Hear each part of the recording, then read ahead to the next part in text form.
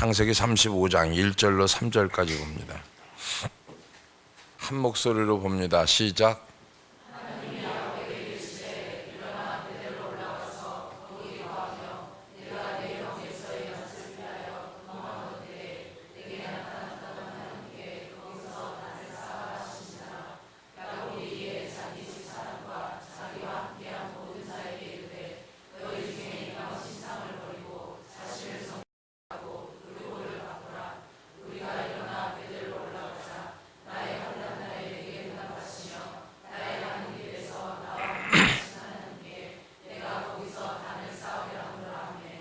할렐루야. 따라합시다. 신앙생활에 가장 지독한 방해꾼 바로 나. 그게 여러분이 나예요. 나. 모든 것의 시작점이 나로부터 시작되는데 우리가 갈망하는 부흥이라는 회복은 다른 무엇이 아닌 바로 내가 부흥이 돼야 시작이 된다는 거예요. 가정도 교회도 나라도 내가 변하지 않으면, 부흥이 되지 않으면 아무것도 이루어질 수가 없다는 겁니다. 나를 뺀 남의 탓은 신앙생활과 회복에 도움이 될 수가 없다는 거고, 하나님께서 우리를 축복의 길, 회복의 길로 인도하시는데 그것을 가로막는 가장 근본적인 것은 누구냐? 바로 나라고 하는 존재입니다.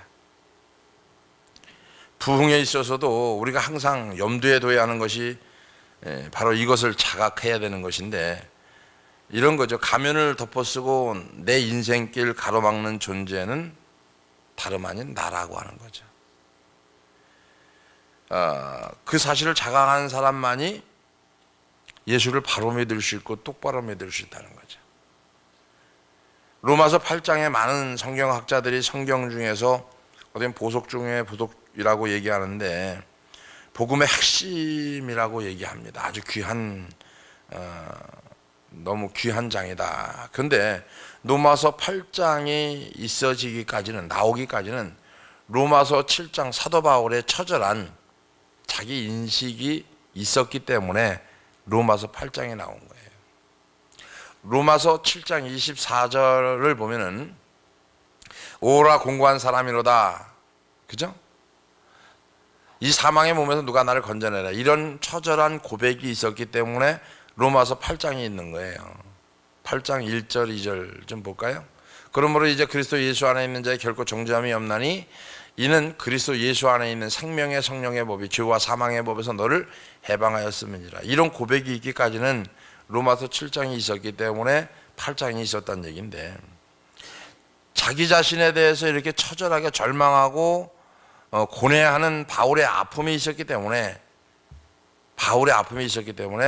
로마서 8장 1절 2절이 있었다는 얘기인데, 이런 맥락에서 부흥에 대한 포인트를 한번 맞춰보면은 여기서 살펴볼 상황이 오늘 본문의 주인공이 야곱입니다.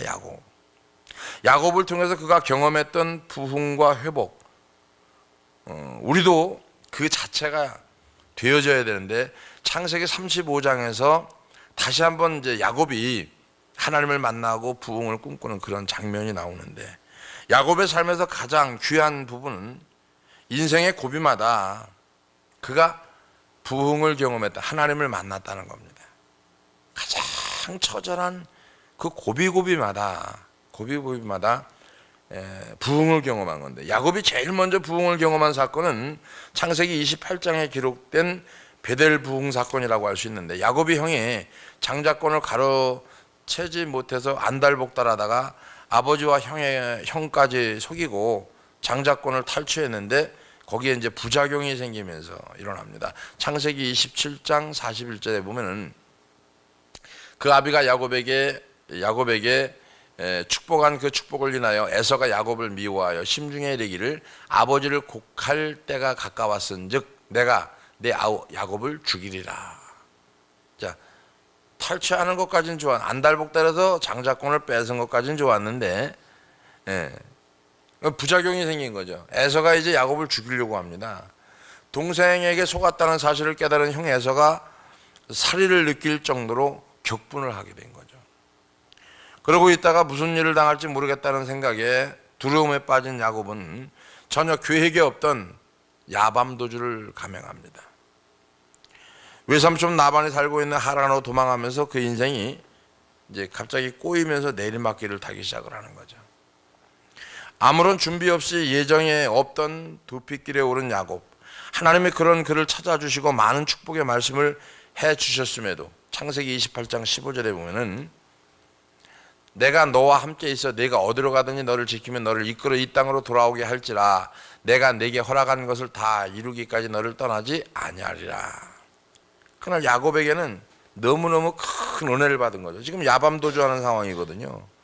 그리고 지금 앞길을 모르는 거예요. 근데 그런 상황에서 이제 어떻게 합니까? 하나님이 야곱에게 나타난 거죠. 야곱은 약복나루에서 두 번째 하나님을 만납니다. 부흥을 경험한다는 거죠.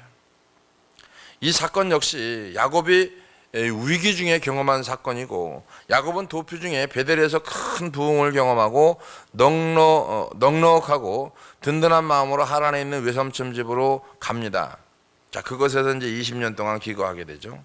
그러다 20년 만에 드디어 이제 자기 고향으로 향하는 귀향길에 오르게 되었는데, 라반의 집을 떠나 꿈에 그리던 귀향길에 올랐지만은 야곱에게는 커다란 근심거리가 있었죠. 무슨 근심거리입니까? 창세기 27장 41절처럼 형 에서가 대면하고 있는데 살의를 느낄 정도로 두려움이 또 엄습해 오는 거죠.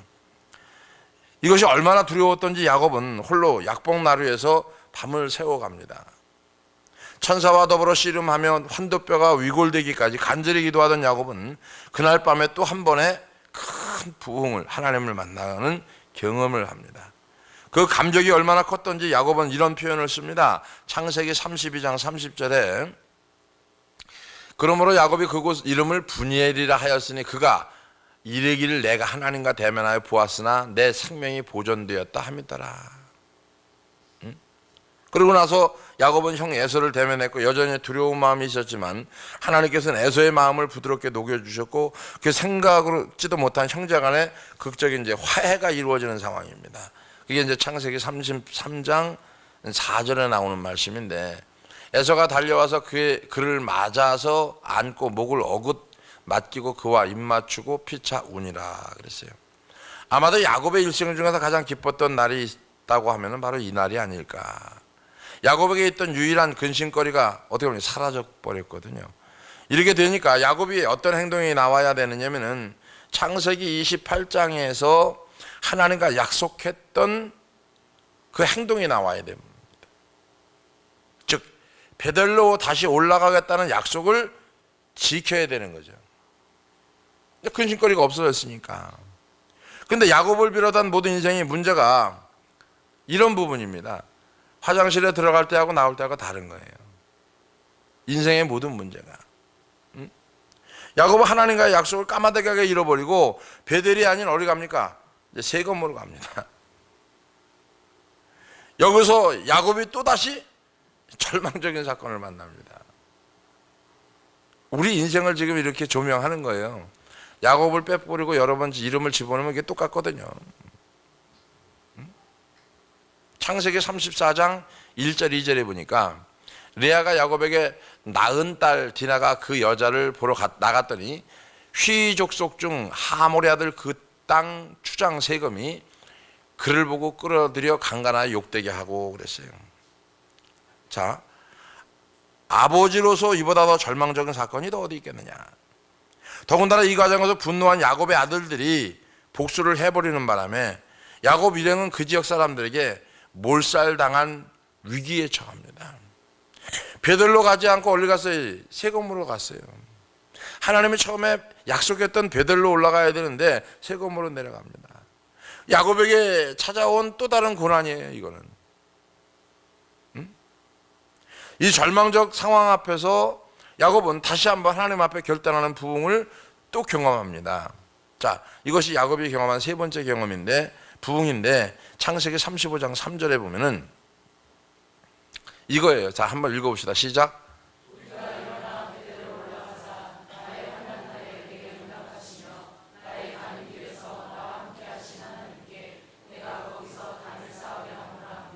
제가 이 생각을 한번 해봐요. 왜 한 번에 가지 않고 몇 번씩 고생하고 베델로 약속했으면 그냥 행동을 옮겨서 가야 되는데 왜 굳이 또 세금으로 내려가느냐 이거죠. 또 한 번은 의도터지고 또 한 대 의도터지고 또 한 대 의도터지고 거기서 또 하나님 만나고 또 의도터지고 또 만나고 또 의도터지고 또 만나고, 이게 이제 연속이 되는 거예요. 연속이. 앞에 부분의 두 부분의 부흥도 중요하겠지만 이 세 번째 부흥은 야곱의 인생에서 가장 중요한 그 어떤 그 사건에 속하는 건데, 왜냐하면 이때를 기점으로 야곱의 그 인식 자체가 완전히 이렇게 확 뒤집어지고 바뀝니다. 그게 창세기 35장 6절 7절이거든요. 야곱과 그와 함께한 모든 사람이 가나안 땅 루스 베델을 이루고 그가 거기서 단을 쌓고 그것을 엘 베델이라 불렀으니 이는 그 형의 낯을 피할 때 하나님이 그에게 거기서 나타나셨습니다 그랬어요. 베델이를 원어로 보면 하나님의 집이라는 뜻이 있는데, 근데 야곱은 여기서 하나님의 뜻하는 엘을 덧붙입니다. 엘 베델은 하나님의 집에 거하는 하나님, 이런 뜻을 가지고 있는데, 다시 말하면 베델이 하나님의 집, 그 공간을 강조한 것이라고 하면은 엘 베델이라고 하는 그것은 하나님, 그곳에 계시는 하나님을 강조한 거예요. 하나님의 집인데 그 하나님의 집 속에 거하는 하나님을 강조한 게 엘 베델입니다.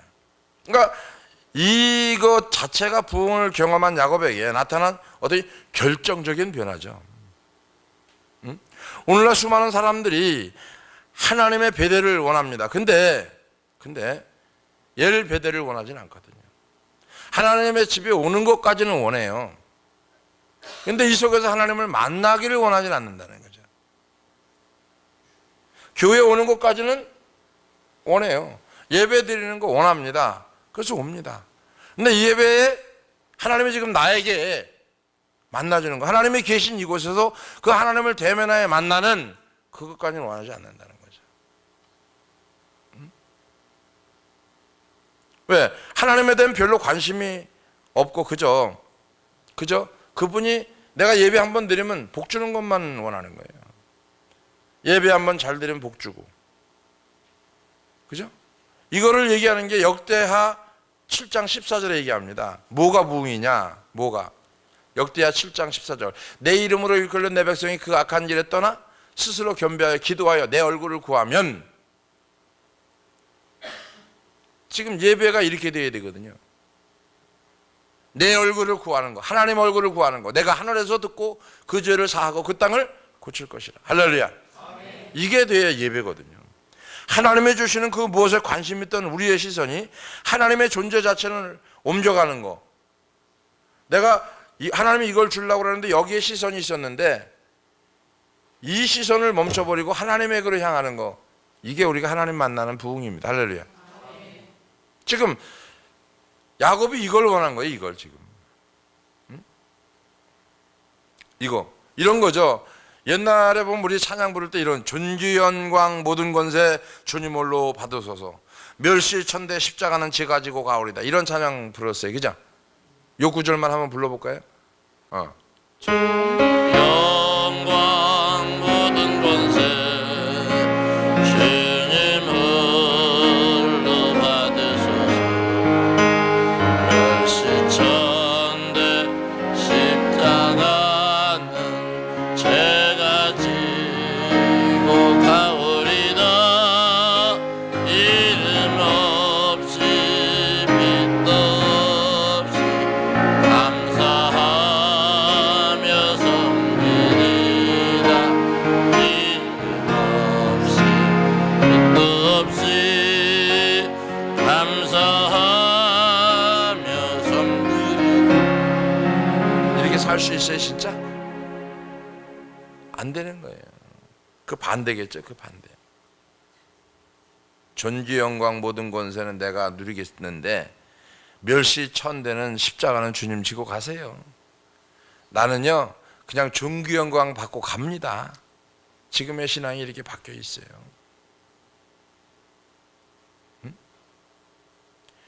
우리의 신앙 형태가 딱 이런 거 아닌가 이렇게 생각이 듭니다.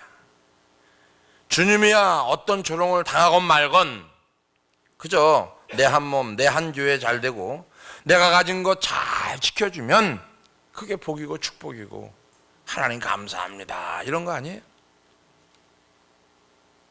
응? 가장 두려워해야 되는 게 뭐냐면 변질되는 겁니다. 변질되는 거. 부흥은 베델에서 엘 베델로 옮겨가는 거. 하나님의 집에 있던 관심이 하나님의 집에 거하는 하나님에게로 옮겨가는 거. 이런 영적 부흥이 우리에게 다시 한번 일어나기를 주의 이름으로 축원합니다. 이게 부흥이에요. 부흥이 인간이 주도하는 게 아니라 하나님이 주도하는 것이고 부흥과 관련된 요소들을 많이 있습니다. 배후에서 주도하시는 하나님, 하나님이 주도하시면 부흥이고 사람이 주도하면 사입이다. 저는 이렇게 생각합니다. 야곱은 인생의 가장 절망 중에 이렇게 선언합니다. 우리가 일어나 베델로 올라가자. 이 선언 바로 전에 35장 1절에 이런 얘기가 하죠. 바로 전에 35장 1절에 하나님이 야곱에게 이르시되 일어나 베델로 올라가서 거기 거하면 내가 내 형 에서의 낫을 피하여 도망하던 때 내가 나타나서 하나님을 거기서 단을 쌓아라 그랬어요. 야곱이 일어나 베델로 올라가라고 선언하기 전에 하나님이 어떻게 합니까? 개입해 주시고 하나님이 주도해 주시고 하나님이 전행되었다는 얘기죠. 그러고 보니까 야곱의 인생은 평생 싸움의 연속이었던 것 같아요. 자기가 하고 싶은 일을 하고 자기가 머물고 싶은 곳이었던 세검에 머물기 원하는 야곱의 자아와 그런 야곱을 쳐서 복종시켜서 일어나 베델로 가자라고 선언하게 하시려는 하나님과의 싸움. 나는 여기 머물고 싶고 세상에 머물고 싶고 구경하고 싶고 놀러가고 싶은데 그걸 쳐서 복종시켜서 예배드리러 오게 하신 하나님. 그거와 우리가 계속 싸우는 거 아니에요 지금. 이 싸움의 반복이 야곱의 인생이면서 또한 우리 인생이 아닌가. 우리 인생을 빚으시는 하나님의 창조의 원리, 우리의 인생을 만들어가는 창조의 원리, 창세기 1장 1절 2절 3절에 보면은 태초에 하나님이 천지를 창조하시니라 땅이 혼돈하고 공허하며 흑암이 깊은 위에 있고 하나님의 심은 수면 위에 운행하시니라 하나님이 가라다 빛이 있으라 하심에 빛이 있었고 2절 보니까 땅이 혼돈하고 그죠? 혼돈한 거죠. 인간이 혼돈한 거죠. 공허한 거죠. 인간의 마음에 흑암이 깊음 위에 있다. 그죠? 근데 하나님의 신은 운행하시더라. 그곳에서도 운행하시더라. 이렇게 볼 수 있죠. 그죠? 혼돈과 공허와 흑암의 상태를 빚어서 천지를 창조하신 하나님의 창조 원리가 야곱의 인생에서 그대로 적용된 것을 볼 수 있다고 하면은 바로 우리 인생에도 이것이 그대로 적용된 것이 아닌가. 혼돈과 공허와 흑암의 상태를 빠진 야곱, 그 인도하셔서 결국 일어나 베델로 올라가자라고 선포하게 하신 하나님이 정말 우리를 그래 인도하시는 걸 여러분이 믿어주면 아멘 합시다. 그래서 바울은 고린도후서에서 그런 표현을 씁니다. 고린도후서 4장 6절에 어두운 데서 빛이 비치라 하시던 그 하나님께서 예수 그리스도의 얼굴에 있는 하나님의 영광을 아는 빛을 우리 마음에 어떻게 하나? 비치셨느니라.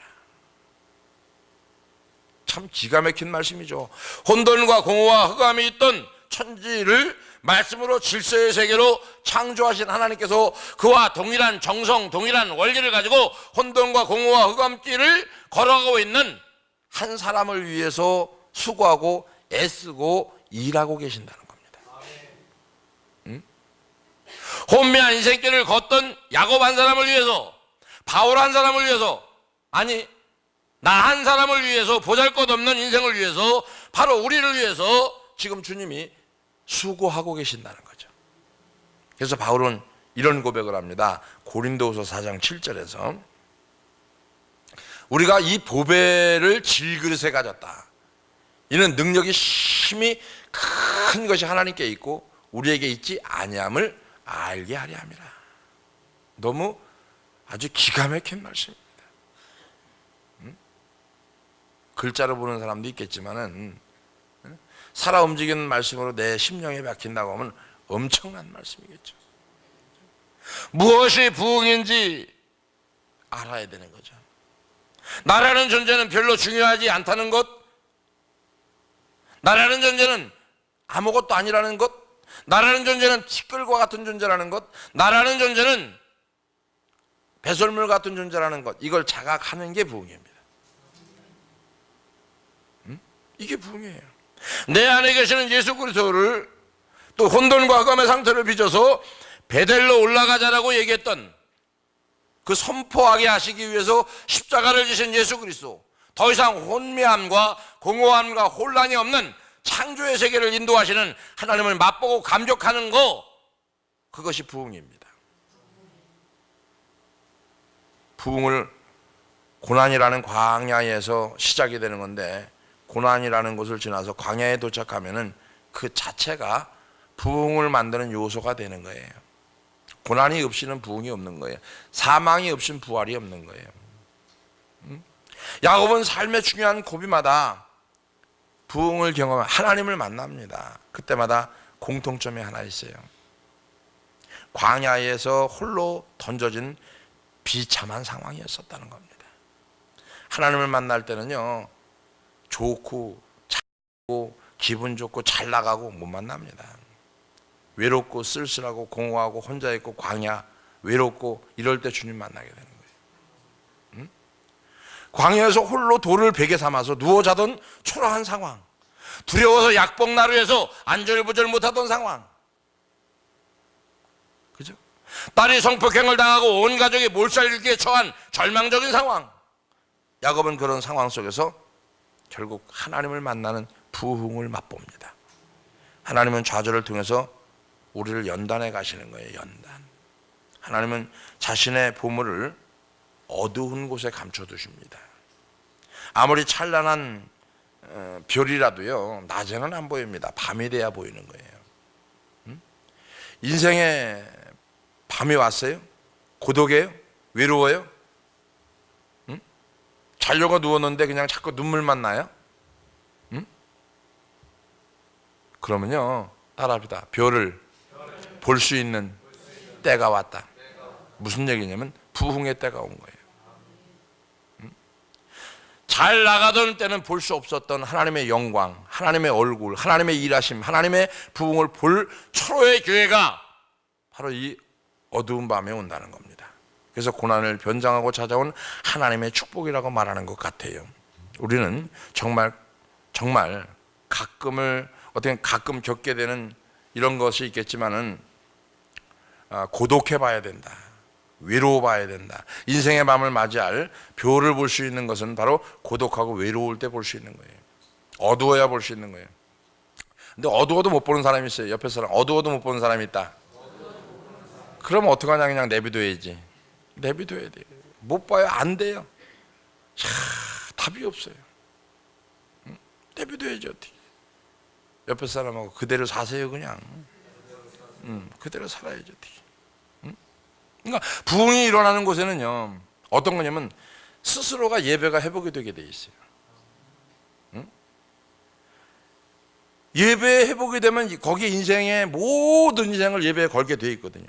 예배 한번 잘 드리면 내 인생이 변화된다는 것을 이론이 아닌 우리 삶에 실제로 맛볼 수 있는 저와 여러분이 되어지길 주의 이름으로 축원합니다. 아멘. 여러분, 예배 한번 잘 들으면 인생이 바뀌는 거예요. 아멘. 예배 한번 잘못 들으면 인생이 망가지는 거고요. 진짜예요, 여러분. 예배 한 번만 잘 드려도 인생이 바뀝니다. 근데 예배 한 번 잘못 드려도 망가지는 사람이 한둘이 아니에요. 어차피 이리 가나 저리 가나. 참 답답한 거죠.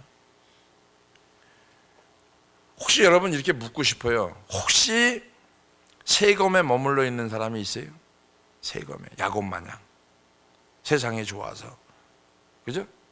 인간의 눈으로 세검이 더 좋아 보여요? 베델을 잃어버렸어요? 그렇다면 이 말씀이 여러분에게 들려지기를 주의 이름으로 축원합니다.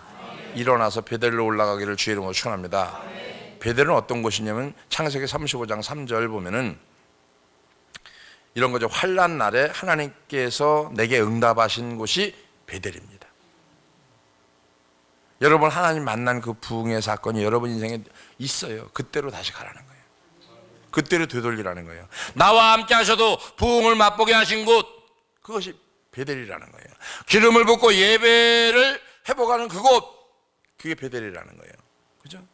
우리는 일어나 베델로 돌아가기를 주의 이름으로 축원합니다. 부흥을 가로막고 있는 존재는 다른 사람이 아니고 바로 나 자신이라는 겁니다. 내 자신이 부흥을 가로막았고, 내 자신이 축복을 가로막았고, 내 자신이 하나님을 만나기를 거부했고, 내 자신이 모든 것을 다 거부해버린 거예요. 축복도 거절하고 다 거절해버린 거예요. 나 자신이. 곰곰이 생각해보세요, 여러분. 다른 사람이 아니라니까, 옆 사람이 아니니까, 저게 승질내게 해서 그런 거 아니라니까, 나 자신이라니까요. 응? 나 자신이에요.